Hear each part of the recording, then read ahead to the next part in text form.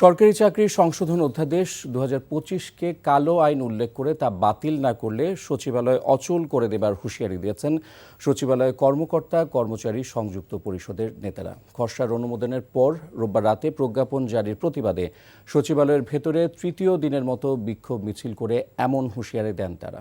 কিছু সময়ের জন্য বন্ধ থাকে প্রধান ফটকও। মঙ্গলবার আবারও বিক্ষোভ কর্মসূচির ঘোষণা দেওয়া হয়। রিপোর্ট করছেন রকুনউদ্দিন।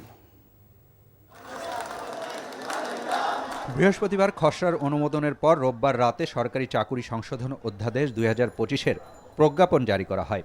তার প্রতিবাদে তৃতীয় দিনের মতো বিক্ষোভ মিছিল করেন বাংলাদেশ সচিবালয় কর্মকর্তা কর্মচারী সংযুক্ত পরিষদের নেতাকর্মীরা, যা শুরু হয় বেলা ১১টায়। একে একে বিভিন্ন দপ্তর থেকে নেমে আসেন তারা। বন্ধ হয়ে যায় দাপ্তরিক কর্মকাণ্ড।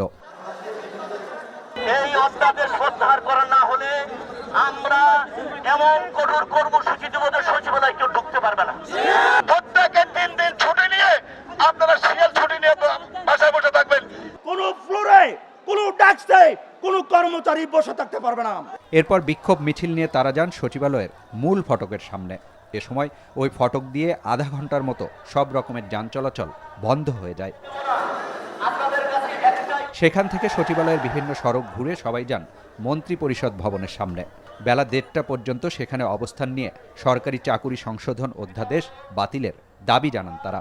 উপদেষ্টা মহোদয়ের দপ্তর থেকে এ বিষয়ে আলাপ আলোচনার মাধ্যমে এটি সমাধান বা প্রত্যাহারের একটি বিষয় আলোচিত হওয়ার কথা ছিল, কিন্তু মাননীয় আইন উপদেষ্টা মহোদয় আজ উনি যমুনাতে প্রধান উপদেষ্টা মহোদয়ের সাথে মিটিংয়ে বা সভায় উপস্থিত থাকবেন। আমরা আগামীকাল আমাদের পূর্ব ঘোষিত কর্মসূচি বলবৎ থাকবে। সরকারি চাকুরি সংশোধন অধ্যাদেশে বিশৃঙ্খলা সৃষ্টি, অযৌক্তিক ছুটি ও অন্য কাউকে কাজ থেকে বিরত রাখার চেষ্টা করলে শাস্তির বিধান রাখা হয়েছে, যা হতে পারে চাকুরি থেকে বরখাস্ত, চাকুরি থেকে অব্যাহতি এবং পদাবনতি বা বেতন কমিয়ে দেয়া। রকুনউদ্দিন, এনটিভি নিউজ, ঢাকা।